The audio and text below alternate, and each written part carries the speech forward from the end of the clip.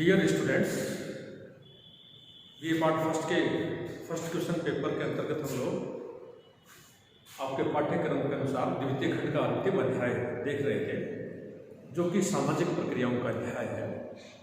और इस सामाजिक प्रक्रियाओं के अध्याय के अंतर्गत आपको बताने की कोशिश की कि किसी भी क्रिया का बार बार होना सामाजिक प्रक्रिया कहलाता है।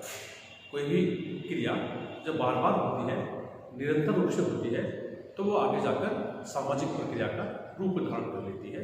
और सामाजिक अंतःक्रिया जो है सामाजिक प्रक्रिया का सबसे प्रमुख आधार है। गिलिन एवं गिलिन का जो सामाजिक प्रक्रियाओं का वर्गीकरण था, उसमें हमने आपको बताने की कोशिश की कि गिलिन एवं गिलिन ने सामाजिक प्रक्रियाओं को इस प्रकार से वर्गीकृत किया है। 3 प्रकार की सामाजिक प्रक्रियाओं को गिलिन एवं गिलिन ने किया है। पहला है सामान्य सामाजिक प्रक्रिया, दूसरा है सहयोगी सामाजिक प्रक्रिया और तीसरा है असहयोगी सामाजिक प्रक्रिया। सहयोगी सामाजिक प्रक्रिया के अंतर्गत गिलिन एवं गिलिन ने सामाजिक अंतःक्रिया को सम्मिलित किया है। और सामाजिक अंतःक्रिया के अंतर्गत गिलिन एवं गिलिन का कहना है कि सामाजिक अंतःक्रिया के अंतर्गत कम से कम 2 या 2 से अधिक व्यक्तियों को होना जरूरी है, क्योंकि कोई भी अकेला व्यक्ति किसी सामाजिक अंतःक्रिया को संपन्न नहीं कर सकता। सामाजिक अंतःक्रिया 2 या 2 से अधिक व्यक्ति संपन्न होंगे तभी संपन्न हो पाएगी, क्योंकि सामाजिक अंतःक्रिया के 2 तत्वों का जिक्र उन्होंने किया है। एक तो उत्तेजना और दूसरा अनुक्रिया। सामाजिक अंतःक्रिया करने के लिए एक व्यक्ति के द्वारा उत्तेजना प्रकट की जाती है और उस उत्तेजना के प्रत्युत्तर में जब दूसरा व्यक्ति कोई क्रिया करता है तो उसको उन्होंने अनुक्रिया कहा है। इस प्रकार उत्तेजना और अनुक्रिया के परिणाम स्वरूप जो सामाजिक प्रक्रिया बनती है उसको सामान्य सामाजिक प्रक्रिया सामाजिक अंतःक्रिया कहा जाता है। दूसरा सामाजिक प्रक्रियाओं के वर्गीकरण में उन्होंने कहा कि सहयोगी सामाजिक प्रक्रियाएं होती हैं। और सहयोगी सामाजिक प्रक्रियाओं से तात्पर्य वे सामाजिक प्रक्रियाएं जो समाज की व्यवस्था बनाए रखने में अपना योगदान देती हैं, जो समाज का संतुलन बनाए रखने में अपना योगदान देती हैं, जो समाज को प्रक्रियात्मक रूप से सफल रूप से स्वस्थ रूप से संचालित करने में अपना योगदान देती हैं। इस प्रकार की प्रक्रियाओं को सहयोगी सामाजिक प्रक्रियाएं कहा जाता है। और सहयोगी सामाजिक प्रक्रियाओं के अंतर्गत 4 प्रकार की सामाजिक प्रक्रियाओं का जिक्र गिलिन एवं गिलिन ने कहा। पहला होता है सहयोग, क्योंकि बिना सहयोग के कोई भी समाज लंबे समय तक नहीं चल पाता। दूसरा होता है व्यवस्थापन, और व्यवस्थापन से तात्पर्य जब 2 व्यक्तियों या 2 समूह में जब संघर्ष की स्थिति पैदा हो जाती है तो उनको आपस में एक दूसरे के साथ समझौता करना पड़ता है, उसको व्यवस्थापन कहा जाता है। एकीकरण के अंतर्गत वे कहते हैं कि एकीकरण का तात्पर्य कोई सामाजिक एकता नहीं है, ठीक है, एक सजातीयता नहीं है, बल्कि एक एकीकरण जो है एक प्रकार है, एक व्यवस्था है, एक संगठन है जो किसी भी समाज को चलाने के लिए जरूरी होता है। तीसरा बताते हैं कि सात्विकरण, और सात्विकरण से तात्पर्य गिलिन का कहना है किसी गुण या विशेषता को ग्रहण करना, किसी गुण या विशेषता को अपनाना, अपने अंदर उतारना सात्विकरण कहलाता है, जो कि सहयोगी सामाजिक प्रक्रिया का अंतर्गत है। इस प्रकार हम लोग सामान्य सामाजिक प्रक्रिया और सहयोगी सामाजिक प्रक्रिया के बारे में बात कर चुके हैं। आज हम लोग असहयोगी सामाजिक प्रक्रिया के बारे में बात करेंगे, जिसके अंतर्गत प्रतिस्पर्धा और संघर्ष 2 प्रकार की असहयोगी सामाजिक प्रक्रिया का जिक्र गिलिन एवं गिलिन ने अपने वर्गीकरण में किया है।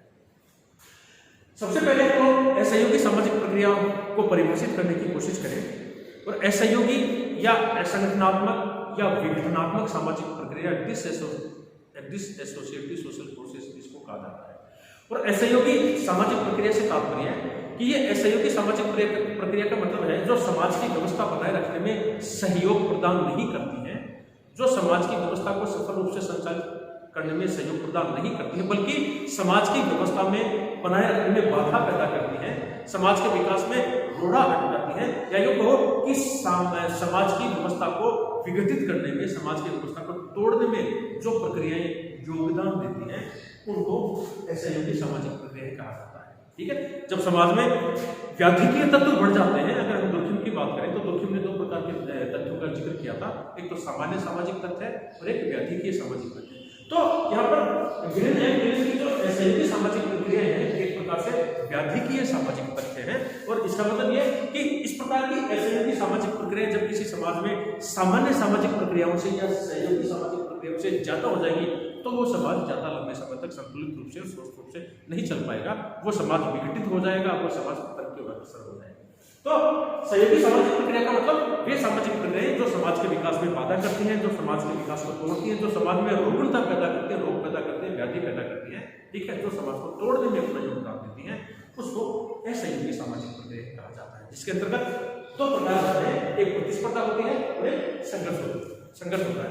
तो आज हम लोग क्रमशः प्रतिस्पर्धा और संघर्ष के बारे में बात करेंगे।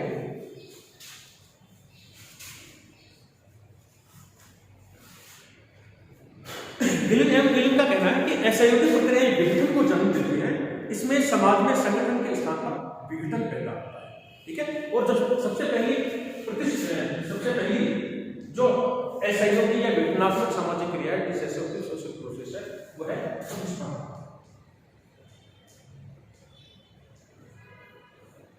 जिसको कंपटीशन हम लोग कहते हैं। और प्रतिस्पर्धा जो है कब पैदा होती है सोसाइटी में? ठीक है, प्रतिस्पर्धा की परिभाषा देखें, इसका अर्थ देखें। उससे पहले हम ये देखें कि प्रतिस्पर्धा की स्थिति समाज में कब पैदा होती है। तो इसके जवाब में गिलिन का कहना है कि जब प्रतिस्पर्धा तब पैदा होती है जब सीमित लक्ष्यों को अनेक लोग प्राप्त करना चाहते हैं। लक्ष्य टारगेट लिमिटेड होते हैं, सीमित होते हैं, और उन सीमित लक्ष्यों को, उद्देश्यों को, टारगेट्स को प्राप्त करने के लिए अनेक लोग होते हैं। उस स्थिति में समाज में प्रतिस्पर्धा देखने को मिलती है। ठीक है, संघर्ष में भी यही होता है। संघर्ष में भी होता है, जिसका विस्तार से चर्चा हम लोग प्रतिस्पर्धा की अवधारणा के बाद में करेंगे कि प्रतिस्पर्धा में क्या होता है कि जब सीमित लक्ष्यों को प्राप्त करने के लिए अनेक लोग हों, उसको हमने प्रतिस्पर्धा कहा। ठीक है, संघर्ष में भी यही होता है कि सीमित लक्ष्यों को प्राप्त करने के लिए अनेक लोग होते हैं। लेकिन प्रतिस्पर्धा और संघर्ष में जो सबसे महत्वपूर्ण अंतर होता है वो ये होता है कि प्रतिस्पर्धा स्वस्थ नियमों के अंतर्गत होती है, जबकि संघर्ष में या तो हिंसा होती है, या हिंसा होने की संभावना होती है, या हिंसा की धमकी दी जाती है। जबकि प्रतिस्पर्धा में किसी प्रकार की हिंसा नहीं होती, एक प्रकार की होड़ होती है लक्ष्यों को प्राप्त करने के लिए। जबकि संघर्ष में लक्ष्य सीमित होते हैं और उनको प्राप्त करने वाले अनेक लोग होते हैं। तो उन लक्ष्यों को प्राप्त करने के लिए वे लोग जो कि लक्ष्य को प्राप्त करना चाहते हैं, वे आपस में आपस में हिंसा पर उतारू हो जाते हैं या हिंसा करने की धमकी देने लगते हैं। तो वही प्रतिस्पर्धा आगे जाकर संघर्ष का रूप धारण कर लेती है। ठीक है, तो प्रतिस्पर्धा से तात्पर्य सीमित लक्ष्यों को प्राप्त करने के लिए जब अनेक लोग होते हैं या सीमित लक्ष्यों को अनेक लोग प्राप्त करना चाहते हैं, उस स्थिति को समाज में हम लोग प्रतिस्पर्धा कहते हैं। ठीक है, प्रतिस्पर्धा में हिंसा नहीं होती है, प्रतिस्पर्धा में कुछ निश्चित नियम होते हैं। ठीक है, जिन नियमों के अंतर्गत मान लीजिए कोई लक्ष्य है और उस लक्ष्य को प्राप्त करने के लिए अनेक लोग होते हैं, तो उन अनेक लोगों को यह बता दिया जाता है कि इस लक्ष्य को वे ही लोग प्राप्त कर सकेंगे जो इन मापदंडों को पूरा करेंगे या जिनमें ये योग्यता होगी। फिर उनमें किन्हीं नियमों के अंतर्गत रहकर वे योग्यताधारी लोग, वे लोग जब उन मापदंडों को पूरा करें, वे उन सीमित लक्ष्यों को प्राप्त करने के लिए योग्य होंगे या भागीदार होंगे। प्रतिस्पर्धा में हिंसा नहीं होती है, प्रतिस्पर्धा के कुछ नियम होते हैं तथा कुछ निश्चित कारण होते हैं। ये नियम संघर्ष को महत्व नहीं देते, इन नियमों के अंतर्गत ही लक्ष्यों को प्राप्त किया जाता है। प्रतिस्पर्धा में नियम लक्ष्यों को प्राप्त करने के साधनों को सीमित कर देते हैं।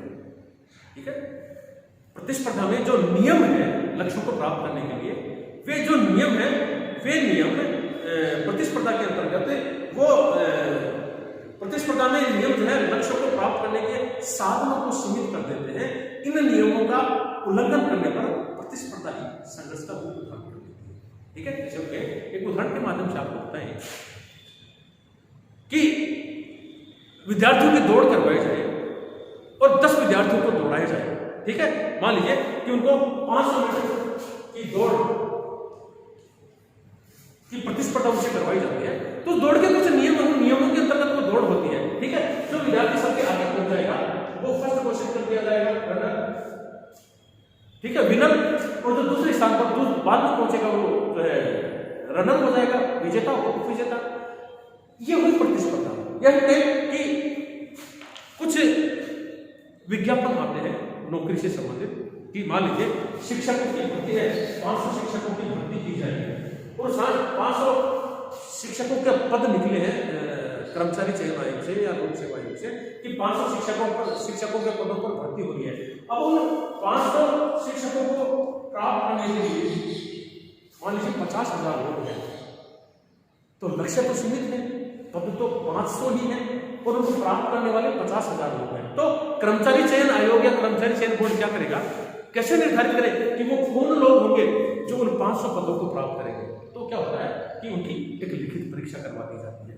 उस लिखित परीक्षा में जो लोग पास होंगे उनमें से भी मान लीजिए 50,000 में से 10,000 लोग उस लिखित परीक्षा में पास हो गए, तो पद तो पास हुई है, 10,000 लोग पास हो गए, तो फिर उनमें क्या कि एक साक्षात्कार उनका रखवा दिया जाता है। उस साक्षात्कार में जो अभ्यर्थी अच्छा रिस्पॉन्स देता है, अच्छा प्रेजेंटेशन देता है, उनमें से फिर 500 अभ्यर्थियों को छांट लिया जाता है।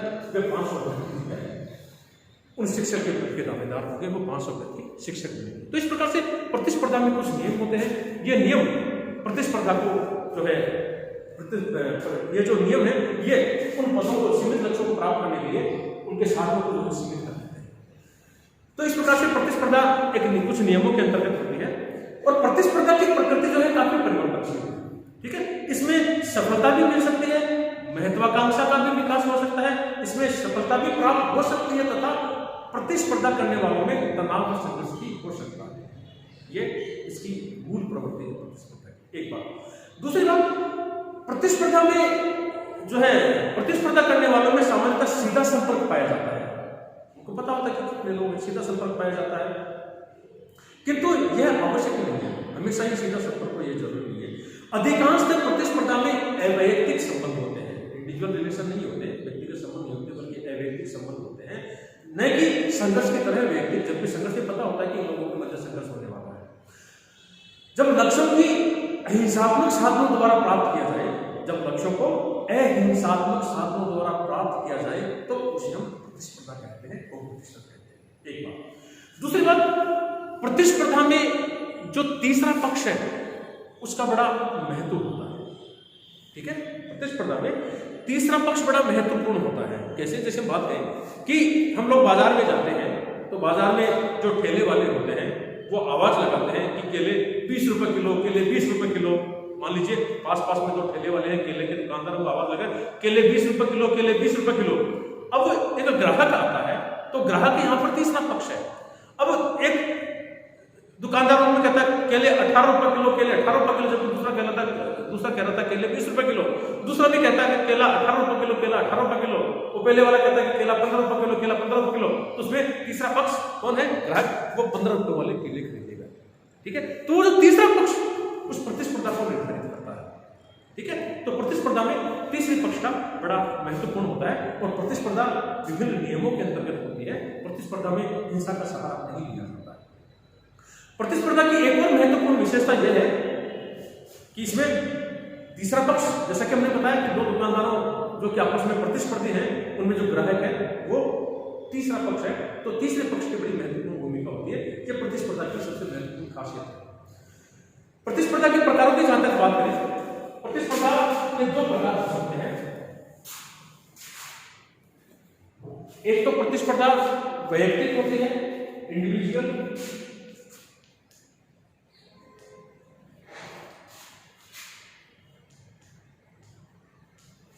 और दूसरी होती है अवैयक्तिक,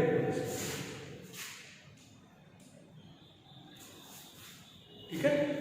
वैयक्तिक प्रतिस्पर्धा के अंतर्गत विभिन्न लोगों में विभिन्न उद्देश्यों को लेकर प्रतिस्पर्धा होती है। जो वैयक्तिक प्रतिस्पर्धा होती है, इंडिविजुअल कंपटीशन होता है, उसके अंतर्गत विभिन्न लोगों में जो है विभिन्न उद्देश्यों को लेकर प्रतिस्पर्धा होती है। जैसे नेतृत्व और व्यापार के क्षेत्र में इस प्रकार की प्रतिस्पर्धा संघर्ष का रूप ले लेती है, ठीक है। विभिन्न लोगों में और विभिन्न उद्देश्यों को लेकर प्रतिस्पर्धा होती है। जैसे हम लोग राजनीतिक क्षेत्र में देते हैं, नेतागिरी को लेकर, व्यापार में कोई आगे बढ़ना चाहता है, वहां पर कई बार जो प्रतिस्पर्धा होती है आगे जाकर संघर्ष का रूप भी कई बार ले लेती है। अवैयक्तिक प्रतिस्पर्धा की जहां तक बात है, अवैयक्तिक प्रतिस्पर्धा के अंतर्गत व्यक्तियों के बीच प्रतिस्पर्धा ना होकर, अवैयक्तिक प्रतिस्पर्धा में व्यक्तियों के बीच प्रतिस्पर्धा ना होकर समूहों के बीच प्रतिस्पर्धा होती है। यद्यपि प्रतियोगिता व्यक्तियों में ही होती है, लेकिन वे समूह की ओर से प्रतिस्पर्धा करते हैं, नहीं व्यक्तिगत तौर पर। जैसे हमने कहा कि कोई खेल है, खिलाड़ी है, फुटबॉल का खेल है, उसमें दो टीमों के मध्य प्रतिस्पर्धा है, न कि तो न कि एक खिलाड़ी की और दूसरे खिलाड़ी की प्रतिस्पर्धा है, लेकिन उनमें प्रतिस्पर्धी होते कौन है? प्रतिस्पर्धी होते खिलाड़ी हैं, लेकिन वे समूह के लक्ष्य को प्राप्त करने के लिए प्रतिस्पर्धा करते हैं। प्रतिस्पर्धा के प्रकारों की जहां तक बात है, अभी हमने कहा कि प्रतिस्पर्धा महत्वाकांक्षा को विकसित करती है, प्रतिस्पर्धा में सफलता की हासिल हो सकती है। इसलिए प्रतिस्पर्धा किसी भी समाज के विकास के लिए प्रतिस्पर्धा या कॉम्पिटिशन अति आवश्यक है। इसके प्रकारों की जहां तक बात करें, गिलिन का कहना है कि प्रतिस्पर्धा व्यक्तियों व समूह की इच्छा पूर्ति का श्रेष्ठ साधन है, यानी कि किसी नियमों के अंतर्गत रहकर ही प्रतिस्पर्धा के माध्यम से व्यक्ति अपनी इच्छाओं की पूर्ति करता है। दूसरा वे कहते हैं कि प्रतिस्पर्धा तीसरे पक्ष की आवश्यकताओं की श्रेष्ठ प्रकार से पूर्ति का साधन है। जैसे हमने आपको उदाहरण दिया कि दो दुकानदार किसी सामान को बेचने के लिए आवाज लगा रहे हैं, तो उसमें तीसरा पक्ष जो कि ग्राहक है उसको अच्छा और गुणवत्ता वाली सामग्री उसको मिल सकती है और सस्ती दर पर मिल सकती है प्रतिस्पर्धा के कारण। तीसरा वे बताते हैं कि प्रतिस्पर्धा से सामाजिक प्रवरण व यौन चुनाव अधिक प्रभावशाली होता है। चौथा वे बताते हैं कि प्रतिस्पर्धा विभिन्न प्रकार्यात्मक समूह में सदस्यों का चयन करती है। प्रतिस्पर्धा विभिन्न प्रकार्यात्मक समूह में सदस्यों का चयन करते हैं। ठीक है, किसी समाज में कितनी प्रतिस्पर्धा होगी यह वहां की सामाजिक संरचना पर निर्भर करती है कि वहां पर कितने के लक्ष्य हैं और उन लक्ष्यों को प्राप्त करने के लिए जो है योग्य उम्मीदवार कितने हैं। इस प्रकार से प्रतिस्पर्धा प्रत्येक समाज में देखने मिलती है। ठीक है, इच्छा पूर्ति का श्रेष्ठ साधन है, तीसरे पक्ष को जो है फायदा इसमें होता है। इसके पश्चात जो असहयोगी या विघटनात्मक सामाजिक प्रक्रिया है उसके अंतर्गत जो दूसरा प्रकार है प्रतिस्पर्धा के अलावा वो है संघर्ष।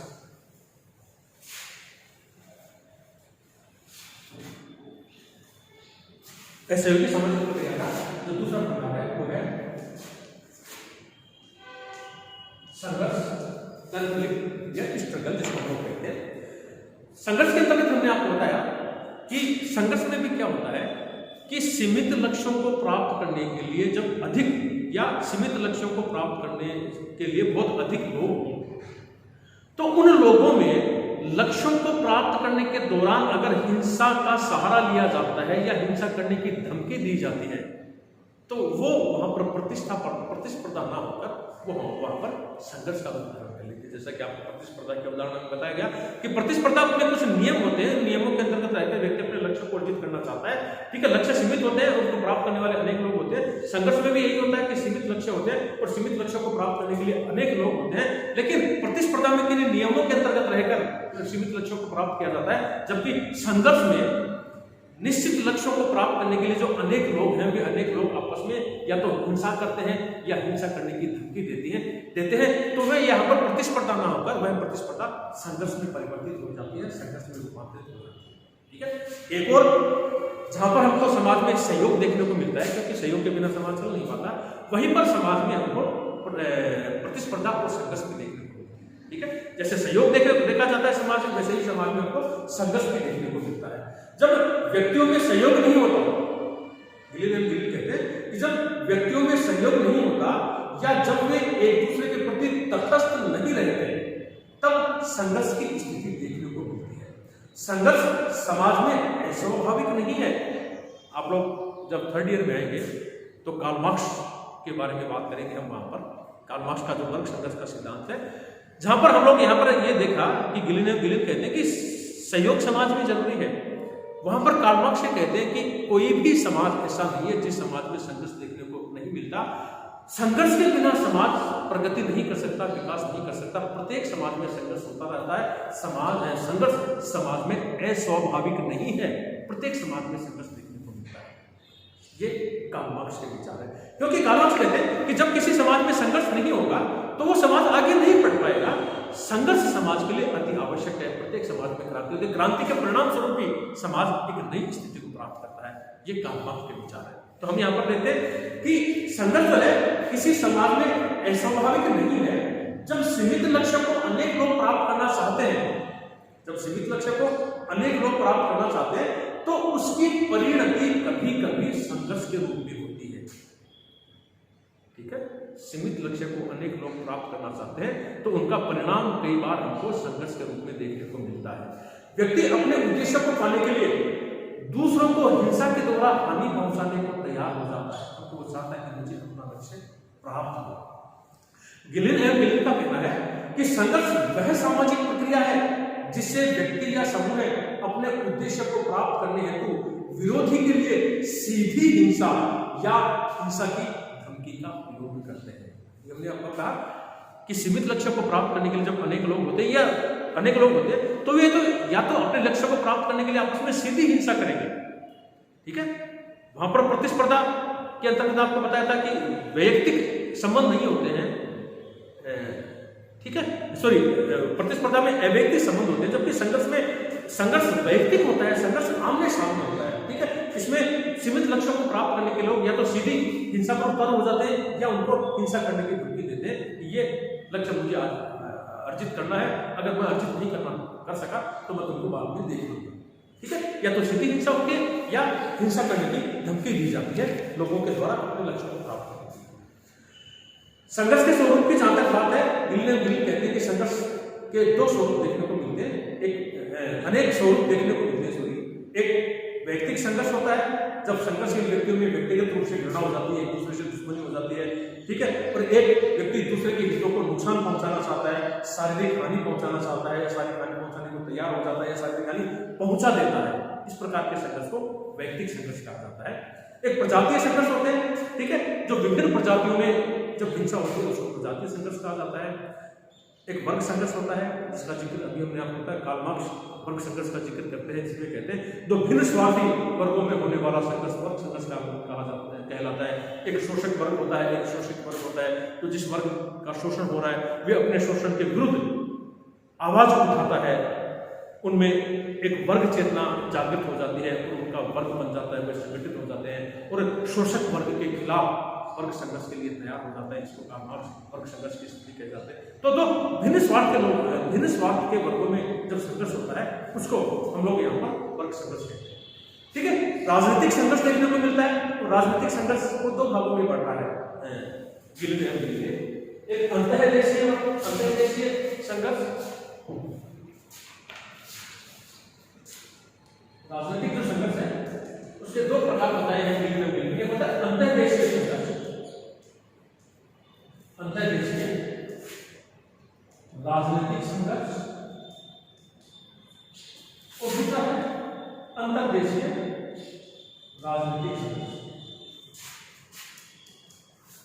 अंतर्देशीय राजनीतिक संघर्ष से तात्पर्य है कि जब एक ही देश में, अंतर्देशीय संघर्ष में एक ही देश के अनेक राजनीतिक दलों के बीच संघर्ष होता है। एक ही देश में अनेक राजनीतिक दलों के बीच या तो सत्ता प्राप्ति के लिए या और किसी कारण से जो संघर्ष होता है उसको अंतर्देशीय राजनीतिक संघर्ष कहते हैं।